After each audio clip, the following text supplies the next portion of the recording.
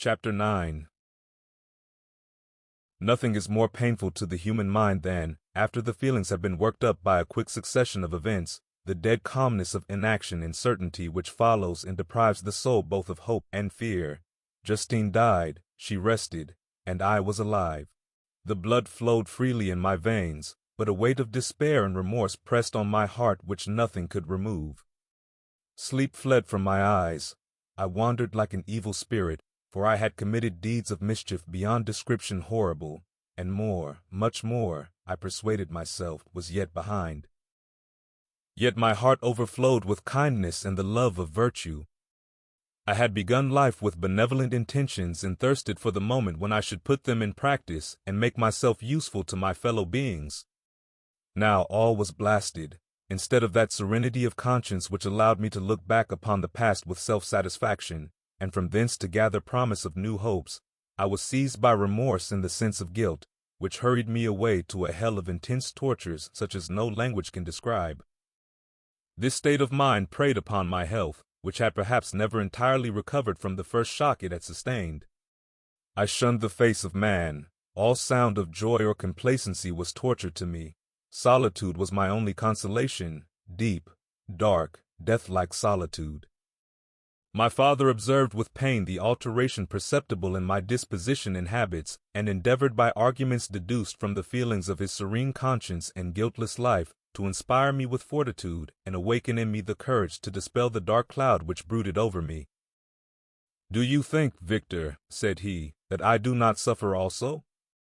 No one could love a child more than I loved your brother." Tears came into his eyes as he spoke. "But is it not a duty to the survivors that we should refrain from augmenting their unhappiness by an appearance of immoderate grief?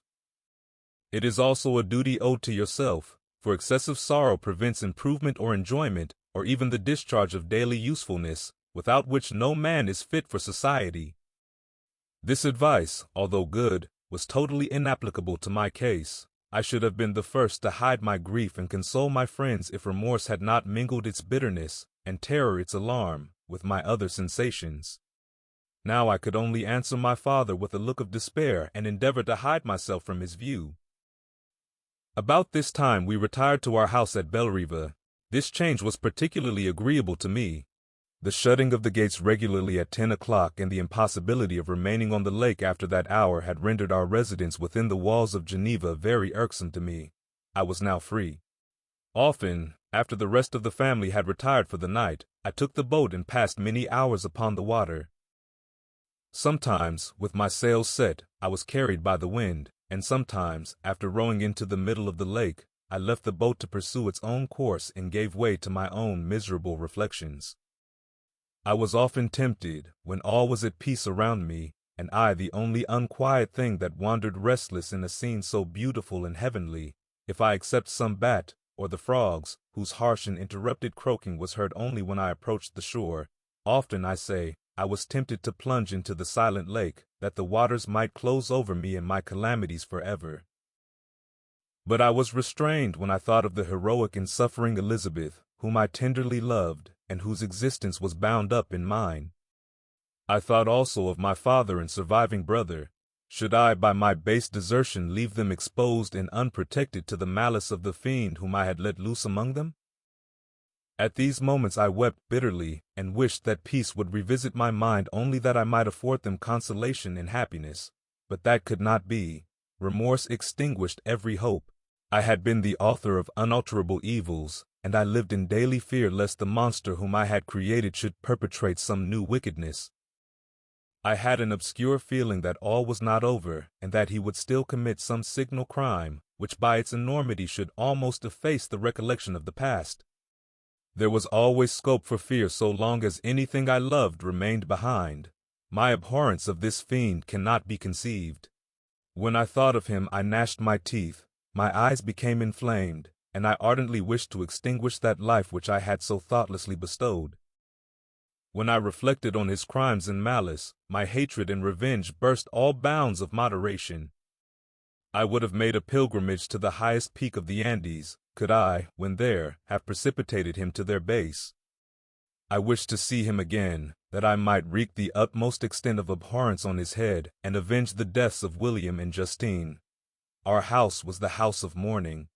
My father's health was deeply shaken by the horror of the recent events. Elizabeth was sad and desponding. She no longer took delight in her ordinary occupations. All pleasure seemed to her sacrilege toward the dead. Eternal woe and tears she then thought was the just tribute she should pay to innocence so blasted and destroyed. She was no longer that happy creature who in earlier youth wandered with me on the banks of the lake and talked with ecstasy of our future prospects. The first of those sorrows which are sent to wean us from the earth had visited her, and its dimming influence quenched her dearest smiles.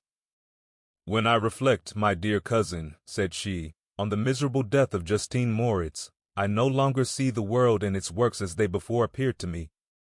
Before, I looked upon the accounts of vice and injustice that I read in books or heard from others as tales of ancient days or imaginary evils. At least they were remote and more familiar to reason than to the imagination. But now misery has come home, and men appear to me as monsters thirsting for each other's blood.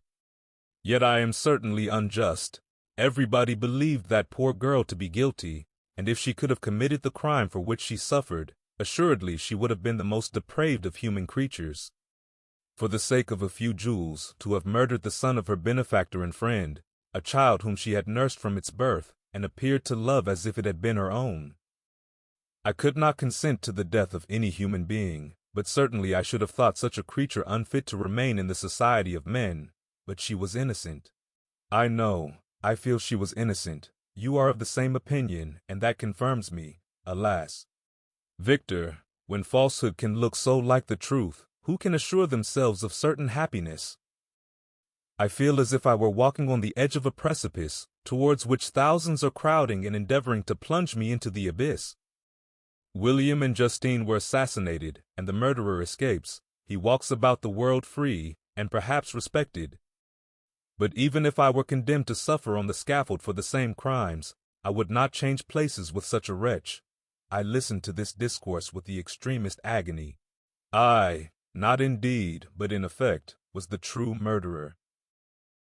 Elizabeth read my anguish in my countenance, and kindly taking my hand said, "My dearest friend, you must calm yourself.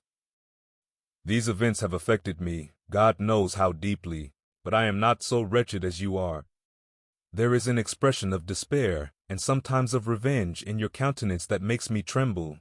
Dear Victor, banish these dark passions. Remember the friends around you, who center all their hopes in you. Have we lost the power of rendering you happy? Ah, while we love, while we are true to each other, here in this land of peace and beauty, your native country, we may reap every tranquil blessing. What can disturb our peace? And could not such words from her whom I fondly prized before every other gift of fortune suffice to chase away the fiend that lurked in my heart? Even as she spoke, I drew near to her, as if in terror, lest at that very moment the destroyer had been near to rob me of her. Thus not the tenderness of friendship, nor the beauty of earth, nor of heaven, could redeem my soul from woe. The very accents of love were ineffectual. I was encompassed by a cloud which no beneficial influence could penetrate. The wounded deer dragging its fainting limbs to some untrodden brake, there to gaze upon the arrow which had pierced it, and to die, was but a type of me. Sometimes I could cope with the sullen despair that overwhelmed me, but sometimes the whirlwind passions of my soul drove me to seek, by bodily exercise and by change of place, some relief from my intolerable sensations. It was during an access of this kind that I suddenly left my home, and bending my steps towards the near alpine valleys, sought in the magnificence, the eternity of such scenes, to forget myself and my ephemeral, because human, sorrows. My wanderings were directed towards the valley of Chamonix. I had visited it frequently during my boyhood. 6 years had passed since then. I was a wreck, but naught had changed in those savage and enduring scenes. I performed the first part of my journey on horseback. I afterwards hired a mule, as the more sure-footed and least liable to receive injury on these rugged roads. The weather was fine. It was about the middle of the month of August, nearly 2 months after the death of Justine, that miserable epoch from which I dated all my woe. The weight upon my spirit was sensibly lightened as I plunged yet deeper in the ravine of Arve. The immense mountains and precipices that overhung me on every side, the sound of the river raging among the rocks, and the dashing of the waterfalls around spoke of a power mighty as omnipotence, and I ceased to fear or to bend before any being less almighty than that which had created and ruled the elements, here displayed in their most terrific guise. Still, as I ascended higher, the valley assumed a more magnificent and astonishing character. Ruined castles hanging on the precipices of piny mountains, the impetuous Arve, and cottages every here and there peeping forth from among the trees, formed a scene of singular beauty. But it was augmented and rendered sublime by the mighty Alps, whose white and shining pyramids and domes towered above all, as belonging to another earth, the habitations of another race of beings. I passed the bridge of Pellicier, where the ravine, which the river forms, opened before me, and I began to ascend the mountain that overhangs it. Soon after, I entered the valley of Chamouni. This valley is more wonderful and sublime, but not so beautiful and picturesque as that of Servox, through which I had just passed. The high and snowy mountains were its immediate boundaries, but I saw no more ruined castles and fertile fields. Immense glaciers approached the road. I heard the rumbling thunder of the falling avalanche and marked the smoke of its passage. Mont Blanc, the supreme and magnificent Mont Blanc, raised itself from the surrounding aiguilles, and its tremendous dome overlooked the valley.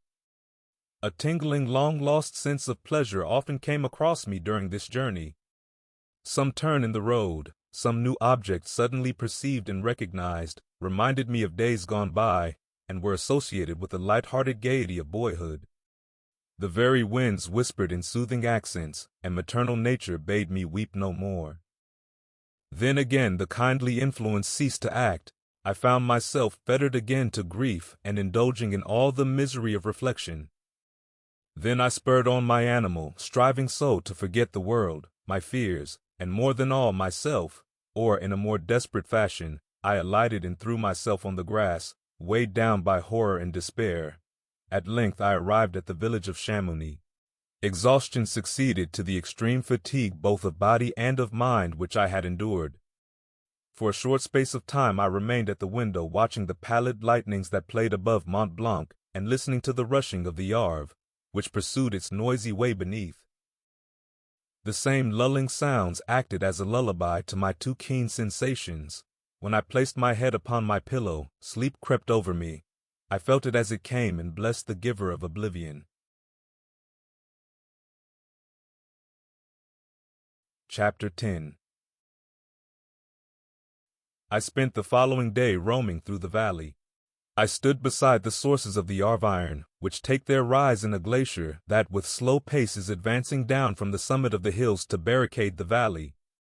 The abrupt sides of vast mountains were before me, the icy wall of the glacier overhung me, a few shattered pines were scattered around, and the solemn silence of this glorious presence chamber of imperial nature was broken only by the brawling waves or the fall of some vast fragment, the thunder sound of the avalanche or the cracking, reverberated along the mountains, of the accumulated ice, which, through the silent working of immutable laws, was ever and anon rent and torn, as if it had been but a plaything in their hands. These sublime and magnificent scenes afforded me the greatest consolation that I was capable of receiving. They elevated me from all littleness of feeling, and although they did not remove my grief, they subdued and tranquilized it. In some degree, also, they diverted my mind from the thoughts over which it had brooded for the last month. I retired to rest at night, my slumbers, as it were, waited on and ministered to by the assemblance of grand shapes which I had contemplated during the day.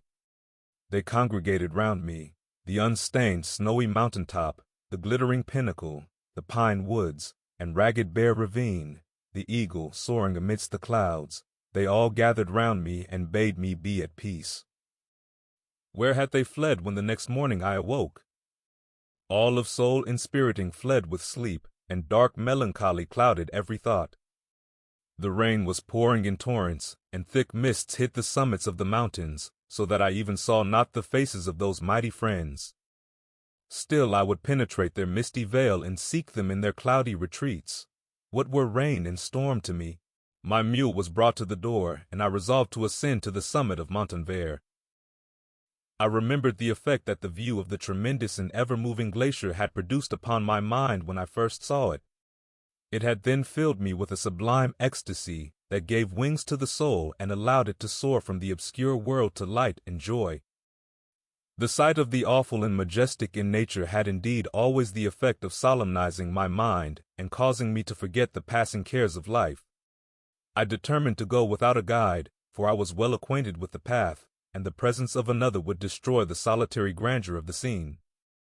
The ascent is precipitous, but the path is cut into continual and short windings, which enable you to surmount the perpendicularity of the mountain. It is a scene terrifically desolate. In 1,000 spots the traces of the winter avalanche may be perceived, where trees lie broken and strewed on the ground, some entirely destroyed, others bent, leaning upon the jutting rocks of the mountain or transversely upon other trees. The path, as you ascend higher, is intersected by ravines of snow, down which stones continually roll from above. One of them is particularly dangerous, as the slightest sound, such as even speaking in a loud voice, produces a concussion of air sufficient to draw destruction upon the head of the speaker. The pines are not tall or luxuriant, but they are somber and add an air of severity to the scene. I looked on the valley beneath. Vast mists were rising from the rivers which ran through it, and curling in thick wreaths around the opposite mountains, whose summits were hid in the uniform clouds, while rain poured from the dark sky and added to the melancholy impression I received from the objects around me. Alas, why does man boast of sensibilities superior to those apparent in the brute? It only renders them more necessary beings.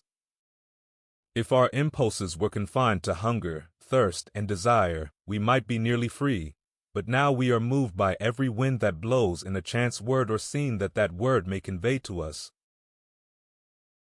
We rest. A dream has power to poison sleep. We rise. One wandering thought pollutes the day. We feel, conceive, or reason, laugh or weep, embrace fond woe, or cast our cares away. It is the same, for be it joy or sorrow, the path of its departure still is free. Man's yesterday may ne'er be like his morrow. Naught may endure but mutability. It was nearly noon when I arrived at the top of the ascent. For some time I sat upon the rock that overlooks the sea of ice. A mist covered both that and the surrounding mountains. Presently a breeze dissipated the cloud, and I descended upon the glacier. The surface is very uneven, rising like the waves of a troubled sea, descending low and interspersed by rifts that sink deep. The field of ice is almost a league in width, but I spent nearly 2 hours in crossing it. The opposite mountain is a bare perpendicular rock. From the side where I now stood, Montanvert was exactly opposite, at the distance of a league, and above it rose Mont Blanc in awful majesty. I remained in a recess of the rock, gazing on this wonderful and stupendous scene. The sea, or rather the vast river of ice, wound among its dependent mountains, whose aerial summits hung over its recesses. Their icy and glittering peaks shone in the sunlight over the clouds. My heart, which was before sorrowful, now swelled with something like joy. I exclaimed, "Wandering spirits, if indeed ye wander, and do not rest in your narrow beds, allow me this faint happiness, or take me as your companion, away from the joys of life." As I said this, I suddenly beheld the figure of a man, at some distance, advancing towards me with superhuman speed. He bounded over the crevices in the ice among which I had walked with caution. His stature also, as he approached, seemed to exceed that of man. I was troubled. A mist came over my eyes, and I felt a faintness seize me, but I was quickly restored by the cold gale of the mountains. I perceived, as the shape came nearer, sight tremendous and abhorred, that it was the wretch whom I had created. I trembled with rage and horror, resolving to wait his approach and then close with him in mortal combat. He approached. His countenance bespoke bitter anguish, combined with disdain and malignity, while its unearthly ugliness rendered it almost too horrible for human eyes. But I scarcely observed this. Rage and hatred had at first deprived me of utterance, and I recovered only to overwhelm him with words expressive of furious detestation and contempt. Devil, I exclaimed, do you dare approach me? And do not you fear the fierce vengeance of my arm wreaked on your miserable head? Begone, vile insect! Or rather, stay, that I may trample you to dust, and oh, that I could, with the extinction of your miserable existence, restore those victims whom you have so diabolically murdered. I expected this reception, said the demon.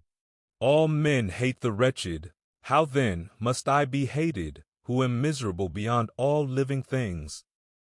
Yet you, my Creator, detest and spurn me, thy creature, to whom thou art bound by ties only dissoluble by the annihilation of one of us.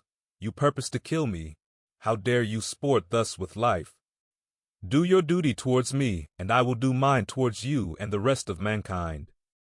If you will comply with my conditions, I will leave them and you at peace. But if you refuse, I will glut the maw of death, until it be satiated with the blood of your remaining friends. Abhorred monster, fiend that thou art, the tortures of hell are too mild a vengeance for thy crimes. Wretched devil, you reproach me with your creation. Come on, then, that I may extinguish the spark which I so negligently bestowed. My rage was without bounds. I sprang on him, impelled by all the feelings which can arm one being against the existence of another. He easily eluded me and said, "Be calm. I entreat you to hear me before you give vent to your hatred on my devoted head. Have I not suffered enough, that you seek to increase my misery? Life, although it may only be an accumulation of anguish, is dear to me, and I will defend it. Remember, thou hast made me more powerful than thyself. My height is superior to thine, my joints more supple. But I will not be tempted to set myself in opposition to thee. I am thy creature, and I will be even mild and docile to my natural lord and king, if thou wilt also perform thy part, the which thou owest me. O Frankenstein, be not equitable to every other and trample upon me alone, to whom thy justice, and even thy clemency and affection, is most due. Remember that I am thy creature. I ought to be thy Adam, but I am rather the fallen angel, whom thou drivest from joy for no misdeed. Everywhere I see bliss, from which I alone am irrevocably excluded. I was benevolent and good. Misery made me a fiend. Make me happy, and I shall again be virtuous. Begone, I will not hear you. There can be no community between you and me. We are enemies. Begone, or let us try our strength in a fight, in which one must fall. How can I move thee? Will no entreaties cause thee to turn a favorable eye upon thy creature, who implores thy goodness and compassion? Believe me, Frankenstein, I was benevolent. My soul glowed with love and humanity. But am I not alone, miserably alone? You, my Creator, abhor me. What hope can I gather from your fellow creatures, who owe me nothing? They spurn and hate me. The desert mountains and dreary glaciers are my refuge. I have wandered here many days. The caves of ice, which I only do not fear, are a dwelling to me, and the only one which man does not grudge. These bleak skies I hail, for they are kinder to me than your fellow beings. If the multitude of mankind knew of my existence, they would do as you do, and arm themselves for my destruction. Shall I not then hate them who abhor me? I will keep no terms with my enemies. I am miserable, and they shall share my wretchedness. Yet it is in your power to recompense me, and deliver them from an evil which it only remains for you to make so great, that not only you and your family, but thousands of others, shall be swallowed up in the whirlwinds of its rage. Let your compassion be moved, and do not disdain me. Listen to my tale. When you have heard that, abandon or commiserate me, as you shall judge that I deserve, but hear me. The guilty are allowed, by human laws, bloody as they are, to speak in their own defense before they are condemned. Listen to me, Frankenstein. You accuse me of murder, and yet you would, with a satisfied conscience, destroy your own creature. Oh, praise the eternal justice of man. Yet I ask you not to spare me. Listen to me, and then, if you can, and if you will, destroy the work of your hands.